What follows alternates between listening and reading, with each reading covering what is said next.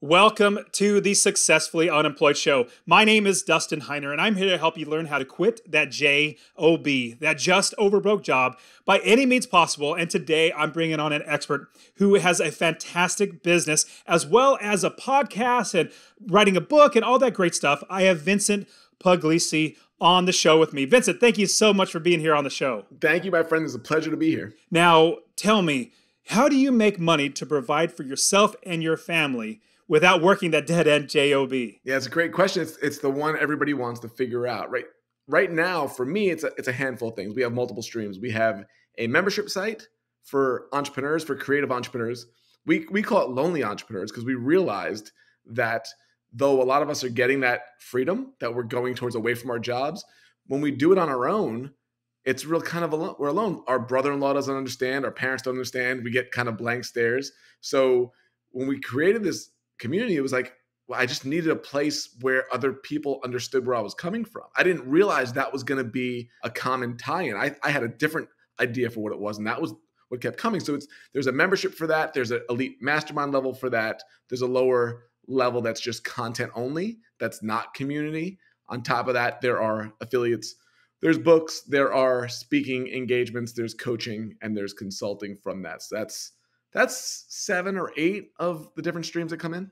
Man, that's terrific. And when we first met, one thing that I really gravitated, a reason why I gravitated more towards you, because you're a giver. Like, you just love helping people, and that easily comes across in just as somebody starts talking to you. So I was like, man, I got to have Vincent on the show because he just loves to give. Now, thinking about creating that business or getting to where you are now, you didn't start there. You also had probably a job or a corporate world. Like, talk to us about where you've done before and then how that gets you into where you're at now. Yeah, there's a couple of steps. And I think the first step is probably important for your audience. I was rebellious to begin with. I didn't want to follow any direction. I was terrible in school. I just wanted to get out. I remember a friend of mine saying, "What are you going to do?" Like, midway through senior year, everybody else was going to college. I was like, I didn't know where I was going. And I remember saying very clearly to him in the hallway, said, "I have no idea, but I'll figure something out." And what surprised me was how confident I felt when I said that, even though I had no clue about what I was talking about. I didn't know, but I remember thinking, this isn't for me, but I have conversations with adults and I could be witty with them and I could be funny. I can make them laugh. I can make them think, so I can relate better to adults than I can to my classmates or even my teachers. So I just knew this wasn't the spot. So I'm like, just get me out. The problem was I had no real understanding of the world. I didn't even have very many ethics or morals at that point. I was a 19-year-old know-it-all, Italian New Yorker. And I would steal. I was stealing from, some of the jobs I was at. I got arrested for stealing. I was not a good person, right, at that point. And I think some people can understand that or have gone through that. I had to have my moment. So I went through 5 years of going into college, dropping out of college, community college. I mean, it's not hard to get into community college, and I failed out multiple times, multiple majors. And what happened was I got arrested for stealing. I got caught again. I worked at a convenience store, and here's the thing, before digital everything, we could finagle things. We could overcharge a customer by 50 cents or $1. This is 1989, right? So you could, almost like the wild, wild west compared to now. And we kind of did this, and all of us were doing it. We're like, whatever, $5 for lunch or $25 for a concert ticket. Well, I got caught after I was arrested. It was this woman's old lady, and she kind of counted up the bill, and she was like, she told me exactly what I did, and I knew I was caught. And she said to me, she goes, "I got you." She caught me. And I remember I went to bed that night, 22 years old, knowing it all, right? Like some of us did at that point. And I woke up in a dead sweat. I had a nightmare. This woman was in my nightmare, like pointing at me. And I woke up and I gasped. And I said to myself, I have no idea what I'm doing with my life. And I had never worried about that. I was always going to figure something out. I went downstairs. I'd moved back in with my parents at that point. And my dad came down. It was like 2:30 in the morning. And I'm just sitting there. And he looks at me and goes, "What are you doing?" I said, and I just looked at him. I said, "I have no idea what I'm doing with my life." It's the first time I was concerned. And he goes over, and me and my dad didn't get along. As you can imagine, you hear my past, you can understand why we didn't get along. And He goes over to the water thing. He gets water, and without even looking at me, he goes, "Well, you love sports," because that's all I did was watch sports or listen to music. He goes, "You love sports. You love taking pictures. You like traveling." He goes, "Why don't you become a photographer? You could be a sports photographer." I'm like, "Is that a job?" Because they never told me in school that was a job. They only told me what their jobs were. I'm like, that's a real job. Like that would be my dream job. I'd be on the field, taking pictures, getting paid, and being with the athletes that I watch on TV. But the thing was, Dustin, I had nothing to fall back on, so I had nothing to lose. I didn't have a degree that I was going to waste trying to do something else. I had nothing, so I was like, why not try it? I went out and bought a camera the next day. 5 nights a week, because I was in New York, I would buy tickets to Yankee games and Met games, and I would sneak down to the front row, and I would take pictures, and I would ask the photographers questions. I'd say, what kind of film are you using? What kind of camera? Then I would bring the newspaper in the next day, and I would say, how'd you get this picture? I would literally be bugging them every night. This was my first real school. I didn't care about the other school. I literally every night wanted to go to school and ask these people questions. Well, they started to kind of befriend me a little bit. Some of them I annoyed, right? Because I was very, into this. And I wound up making some pictures, getting some people's attention. I wound up getting an internship. But here's the thing. I got an internship for Bruce Bennett Studios, which was the team photographer for some NHL teams, the Rangers and the Islanders. But they didn't want to pay me anything because I had no experience. So I was an intern. And I'm like, oh, that's cool. As long as I could shoot a game every once in a while. So they called me the Vintern. That was my nickname because of my first name. But then I finally got a raise. I got paid, and they paid me minimum wage. So then I became minimum wage. That was my nickname. So it kept jumping up with my elevation of my career, tongue in cheek. But that led to me becoming a photographer. And that worked for there. I got an internship with Newsday at New York. Then I got a job, went back to school, and all of a sudden I am this professional photographer. I went back to college, won the William Randolph Hearst National Championship. So I was like the top college student, then come out with a job. So that's where it all started, from the trouble to actually finding something. The problem was when I went back to school, I was now on the path towards being employed, which I never wanted to do. I didn't even realize that early days, I loved being a freelancer. I loved creating my own schedule. I loved, I get to choose how much I make. Now I'm on the path from school, and my wife and I, who I met at college, both got jobs at a newspaper in Indiana. Loved it. Got to shoot the Super Bowl. The president would come to town. I would be with them. But I'm making $15 an hour. So what happened was we want to start a family. I get married. We have a baby on the way. We're 8 months. Elizabeth's 8 months pregnant. I win top sports photographer of the year. Biggest award that I could possibly win in my field. Evansville, Indiana, me, first place. Los Angeles Times, second. Sydney, Australia, third. Like, how did this happen? So we have a baby on the way, top award. This is where I finally get a raise, right? This is what's supposed to happen. And I walk into my boss's office, and he praises me. And some people might be able to relate to this. You did everything we needed you to do, went above and beyond. And he took his glasses off, and he rubbed his eyes, and he goes, I can only give you 3%. And I was like, I make $32,000 a year. I said to him, 3% of your salary might be something. I was angry. I said, but 3% of nothing is nothing. What am I going to make now? $33,800. I don't know what I'm going to make, but it's not going to make a difference. And I stood up angry, and I walked through the door frame. I'll never forget. I said to myself, it's over. I said, I can't do this. And I looked around the newsroom, and I saw all these people that just complained all the time. And they never had any money, and they never had any time. And they're in this career they thought was like the be-all, end-all career, and they don't realize it had suffocated their life away. And I'm 32 years old, and I'm like, this cannot happen. So I went home, and I left my, I'm going to go shoot something, whatever I'm going to do. And I called my dad, who had his own business, and I asked him if I could work for him. But he's in New York. I'm in Indiana. It's 15 hours away. And he turns me down. And I'm sitting there, and I'm like, even my dad's turning me down now. Like, I'm getting rejected everywhere. And he said something that changed my life. He said, I've been trying to tell you this. You haven't listened. Maybe you'll listen now. He said, you have a skill, but you're not using it correctly. And I said, what do you mean? He said, you're settling. He said, you can do anything you want. You could shoot pro sports for magazines. You could shoot commercial. You could shoot weddings, corporate, anything you want. You can set your price, and you can control your time, and you're settling for $32,000 in benefits.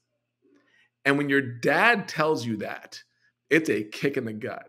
Usually it's like, oh no, get a safe job. He's telling me you're being too safe. So literally that day, I got in the phone book. I called different photographers to see if I could freelance for them. They all said no. I took the phone book. I threw it against the wall. And they said, like, if you can't beat them, join them. I said, if you can't join them, we're going to beat them. I called my wife. I said, we're starting a business. She's 8 months pregnant. She goes, what? I said, we'll figure it out. And that's literally how the transition from job to entrepreneur started. Man, and having a child on the way and not having an income, was that nerve wracking? Because it seems like, well, for me, I was working a regular dead end job and I was working and working and working, had kid after kid. But at the meantime, I started buying properties. Eventually, I had enough rental properties where I literally had, I don't know, thousands and thousands of dollars coming in. I was like, man, why am I working here anymore? I had a safety net or I had something to fall back on, but you didn't. What was that like? I did. I didn't. I wasn't. I was dumb, but I wasn't that dumb. I didn't just quit. So So what I said was, we're going to start this business. Elizabeth's going to leave her job and be home with Andrew, who's now 16. He was, about to be born, and she's going to stay home with him. We're going to cut our salary in half, but we're going to start this business. So here's what we did. We said, okay, we're going to live off of my income. That's what we're going to live off of. But the business that we build, we are going to take that money and we're going to pay down our debt with that money, all the debt that we had, including our home. And when the business has reached a certain point and the debt was gone, I'm going to leave and we'll be free. So it was 2.5, 3 years. It was tough. Working all weekends, working nights, working mornings. We were doing the website in the morning, blogging, everything at night, editing pictures, doing all the stuff.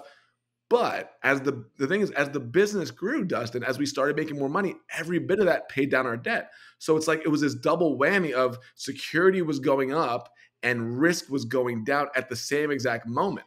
So once everything was done, the house was paid off, everything, our salary had doubled over our newspaper job or tripled over our newspaper. We were making 6 figures now in our business with no debt. We quit like that and it was instant freedom.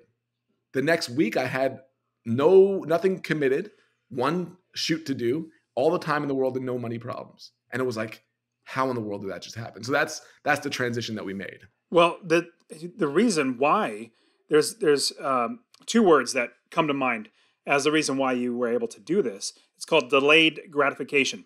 You're basically working hard now. You're doing something that most people wouldn't do, like forego watching TV, forego, spending money on this, not going into debt. You're also building a business. Like you're saying, I'm going to delay my gratification, basically being happy for right now so that in the future I can literally have all the time, all the money, and not have to worry about anything. That same thing happened to me with 6 to 7 years of just grinding, not going on vacation, not even going out to eat, just saving every penny because I knew, because I invest in real estate, every penny that went to something else that did not go to a property was that much further away from me to be able to quit my job and never work for anybody else again. When I was 37 years old, I was like, my goodness, I literally don't need to work in here. Even though I'm making $75,000 a year, I'm losing money because the value that I have in myself is worth so much more than they're paying me. So I quit. Now looking back, and I'm like, I'm making like 3, 4, 5 times more than what I ever made at my job. So yeah, the delayed gratification is something that everybody needs to grab onto. Now, transition that from creating this business. Now, do you also still have the photography business? Because now you don't necessarily, you didn't talk about that, but do you still do that as well? Or is that something that you transition now to where you have the membership and everything? Yeah, we transitioned. What happened was, so we lived a really good life. It was a comfortable life for 8 years. By the time we quit, we had another son. Nolan was born. Then we moved to Pittsburgh and we had another son. So we had 3 boys and we homeschooled. So we knew what it came down to us was lifestyle.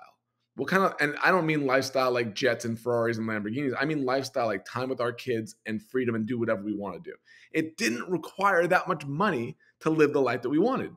It wasn't that expensive. I always say, like, kids aren't expensive. Parents are expensive.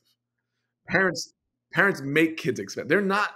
Our kids love outdoors. They love playing in the dirt, looking for bugs. It didn't cost that much money to do that and go to Chick-fil-A. It really wasn't that much of a problem. And so many people give that up because they think, oh, I need to match my $150,000 salary to even leave. No, you don't. What do you need to live off of so you can then go build that thing where, like you said, make 5, 10 times that amount? So we did the photography thing for, many more years.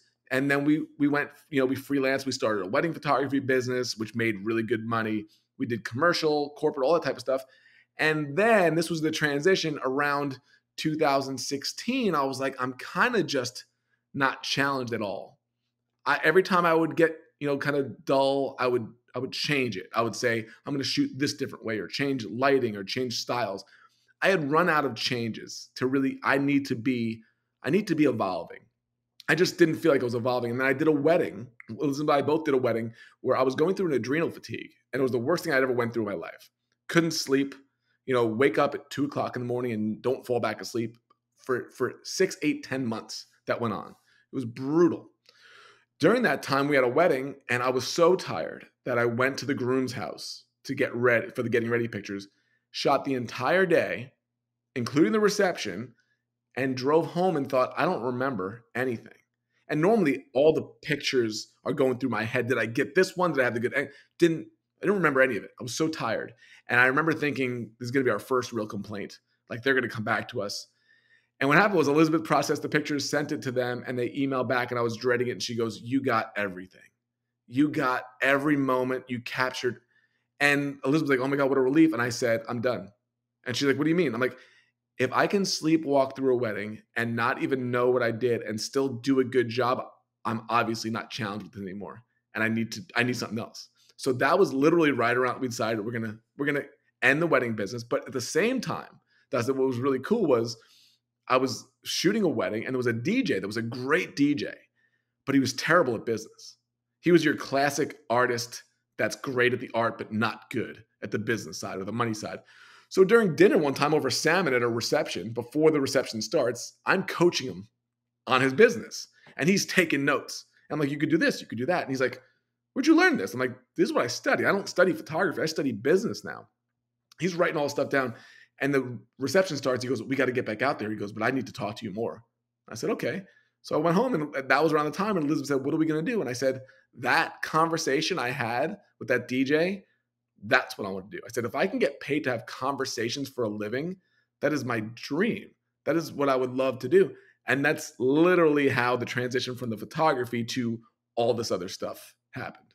That's great. And a lot of people talk about following something that you're passionate about, but you don't always know exactly what you're passionate about until something like sparks inside of you. Now, I do want to touch on the idea of being challenged. Now, I'll give you like how I am as well. I'm very, very similar to where if something starts to get a little, I wouldn't say boring, like I always need to be building something new, not for the sake of building something new, but I feel so much more alive when I'm building, when I'm creating, when I'm like I'm starting literally a real estate investor conference, literally gonna like sign my name to $100,000 if it falters to the hotel or more. And I'm like, you know what? But I feel alive. Like, this is literally what I love to do. I love building, I love growing, and I love doing things and being creative.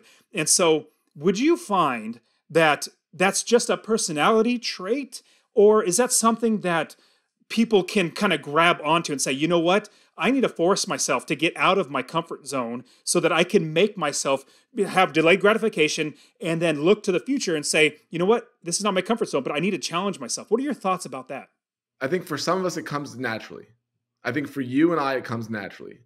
Generally, I don't know if this is you, but the ADHD entrepreneur, it usually comes naturally. I'm ADHD. Right? I'm definitely not, but I'm definitely a very focused person. Okay. So yeah. But what I've noticed in ADHD entrepreneurs, they're always looking for that next challenge, right? That's me. I think those people need to teach the steady people about this. That's because the steady people are very comfortable with what they do.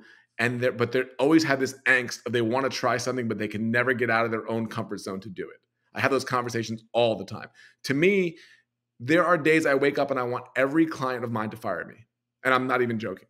I want everybody to fire me, because to wake up to have none of that responsibility, as much as I love it, and to start something completely new that can totally fail is so much more exciting to me than maintaining something or even growing it after a certain point. There's always a level, even income, where I'm like, who cares? Who cares? Well, we're just going to now go double it. There are some people, that's their excitement. Let's 10X it, Grant Cardone. I don't care. I have no interest in that. I have interest in what am I challenged with that is going to fail. So I tell myself, I always have to be a beginner in something. I always have to be growing something and try to be an expert in something at the same time. So if I'm just an expert and I've been there, when you build up something to the point, and this is most employees, right? At a certain point, you build up something to it, you are the expert at it, and and I'm the photographer that sleepwalks through it. I make good money. I'm not challenged by it, and I'm bored out of my mind, right? That's why employees often do need a side hustle just to get that challenge. For me, I always have to have that. And I know whenever things aren't going well, I'm not balanced there. So whether it's writing a book that can fall on its face, a podcast that I have no idea if people will listen, like you're doing, a conference that is frightening but exciting at the same time. There's always got to be the beginner aspect, something that I'm growing, say the podcast I've been doing for 2 years now, and now I'm learning, oh, I haven't tweaked this. That's my growing aspect. And then the expert, where I'm running a membership, doesn't require very much time. It's not very stressful, makes good money. I can let that thing ride and grow it if I want, or just attend to them when it's, when we need to. When I have those three things in balance, there's never a problem. But I do think more people need the challenge side of it, the beginning side of it, for the energy that you just talked about, the excitement. Yeah, and I found that not everybody is designed to basically be an entrepreneur or an investor, or because I try to tell a lot of people, I basically tell as many people as I can, that it's possible to be a real estate investor. Like, it's not rocket science. Like, anybody could do this. But I found that like 25% of the people that I talk to actually like, oh, that's interesting. The other 75% like, I don't care about any of that stuff. Or if I tell them, hey, there's a way to make money on like an online business. You can make money through affiliates, through having courses and all these different ways. 25% again are, oh, that sounds great. Teach me or show me, like, how can I do this? Other 75%, they're completely comfortable. Yep. And they like that comfortability, if that's the right word, of just working for somebody else.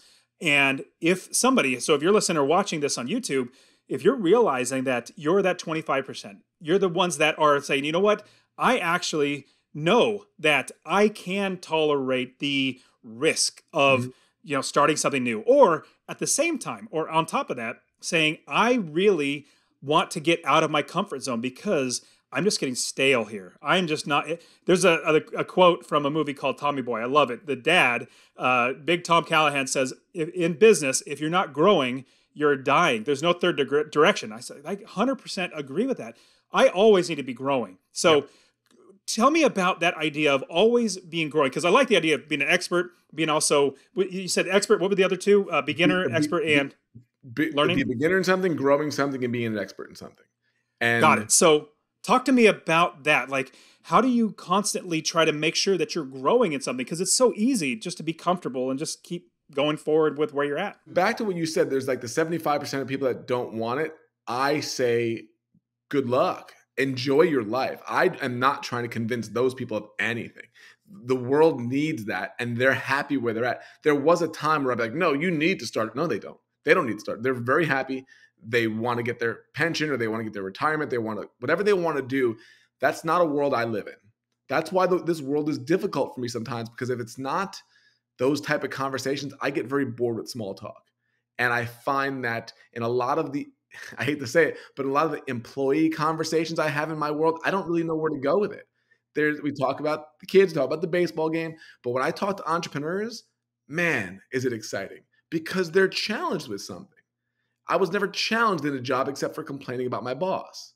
So there wasn't very far to go. So I don't focus on people that don't want it. I really don't at all. That's wonderful, and I don't think they're wrong at all. But I do know that the 25% that really want it but are being dragged down by that 75% need to get around more of the people that are talking like we're talking, because that's like the breath of fresh.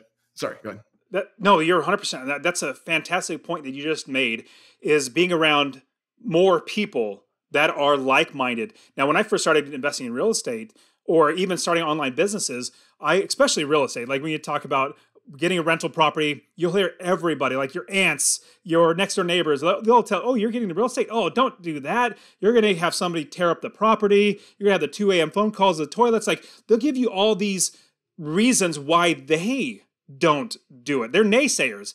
You don't want to be around the naysayers, because they don't know. Number one, they have no clue what they're talking about. They just heard from somebody else.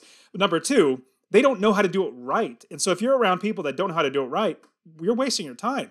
you need to not be around the naysayers, but you need to be around the people that are actually doing it, what it is that you want to do. Being in a community, being in, or just, let's say, a mastermind or an apprentice, or being around people who have already done it, doing what you want to do. Because there are 75% of the population that they love being employees, which is great. I need to hire employees. I have plenty of employees. I love hiring them. They're fantastic because all they want to do is work and get a paycheck, and that's great for them. I have a friend that when she hires for her team, she asks them, do you want to do this for a living?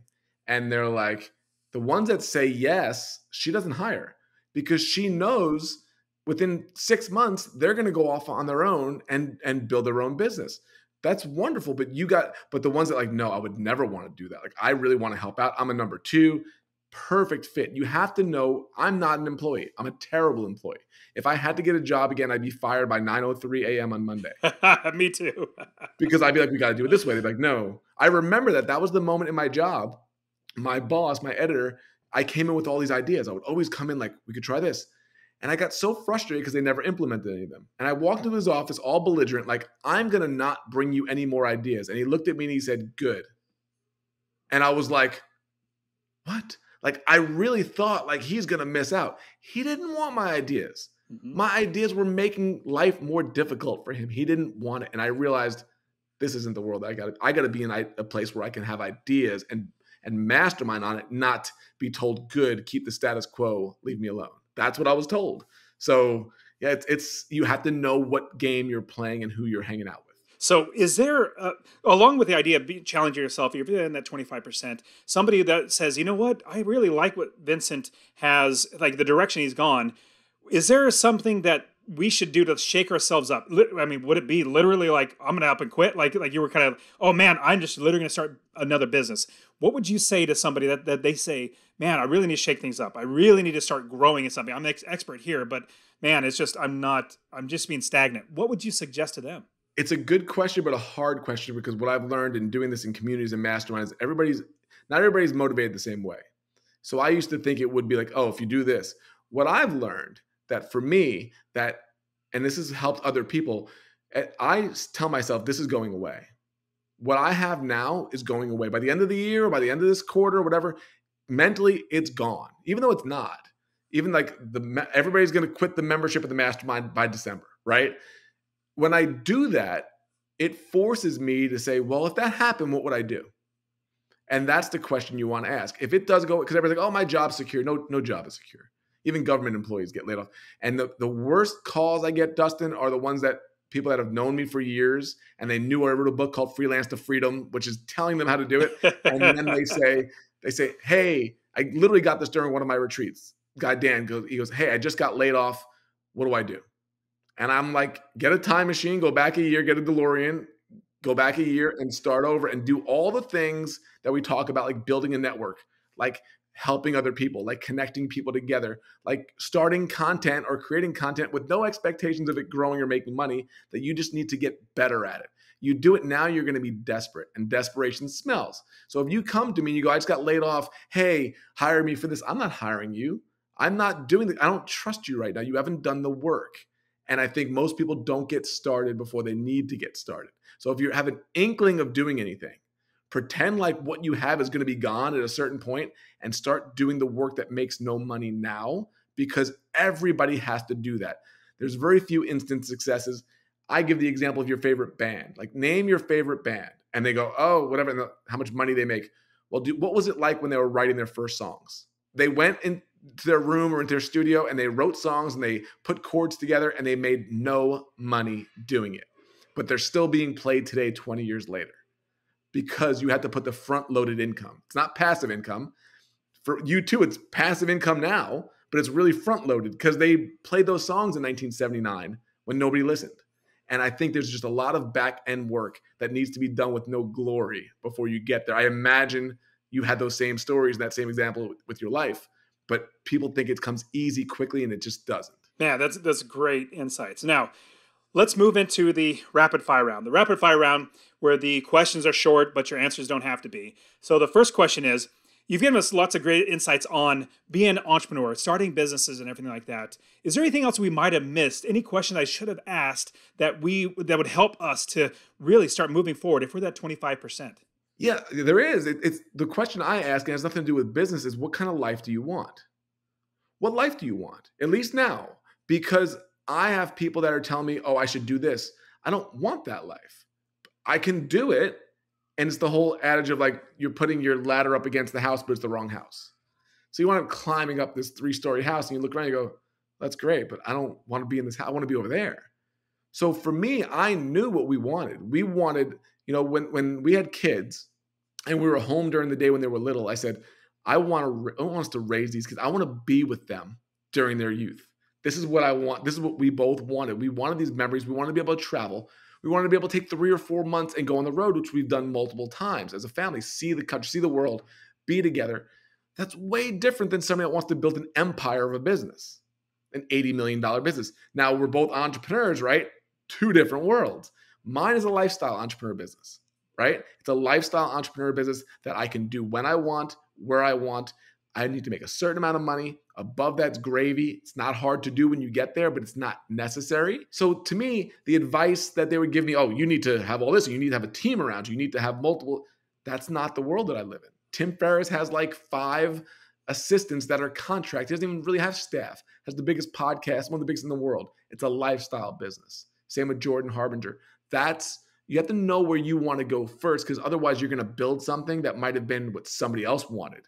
So it's not just having a business. It's what kind of business and what kind of life do you want? And then when you know that, then you start doing the things that build that life, not just the business. That's great insights. And I remember when I was growing up, I always thought that I wanted to be a CEO of a huge company. Like that's my goal, was to be a CEO, because the big reason why now I'm looking back now, I didn't know of anything else. I didn't know. The ultimate goal was to not work for somebody else. The ultimate goal was to have control over my life. And I thought that was the only way, is just to be the head CEO.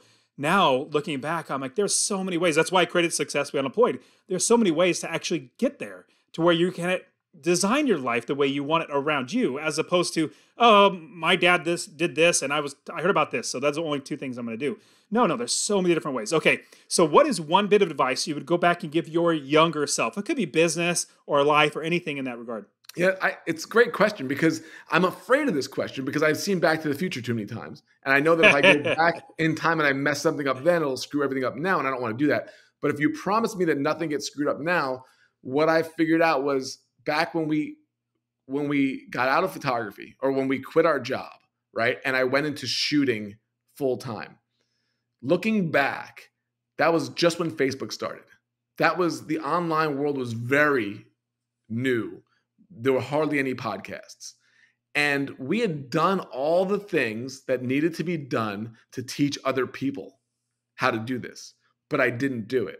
I just went out and shot some more, right? There's a woman named Jenna Kutcher who has like one of the biggest, she's a photographer, a huge brand now, based around photography and then building a business.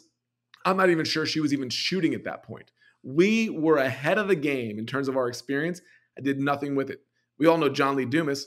He started a podcast in 2012, interviewing entrepreneurs on how they built their business. He wasn't even an entrepreneur yet in 2012, 5 years after we quit our job to be on our own.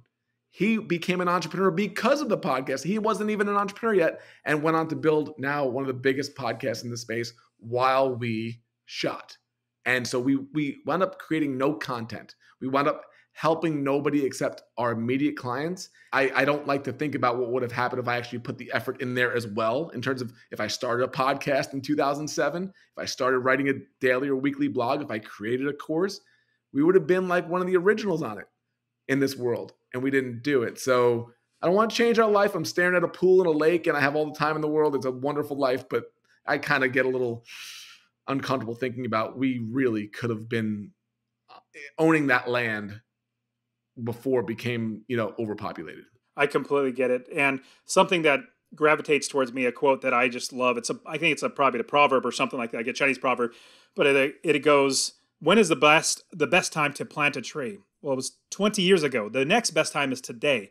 You literally need to do it today. And so if you don't do it today, in 20 years, you're going to look back and say, man, I wish I'd have planted a tree 40 years ago. So we don't want to be We don't want to let time keep going by. We want to plan it today. Okay, so what is one tool or one app or something that you use in your day-to-day life that we should look into using? It could be a piece of paper and a pencil.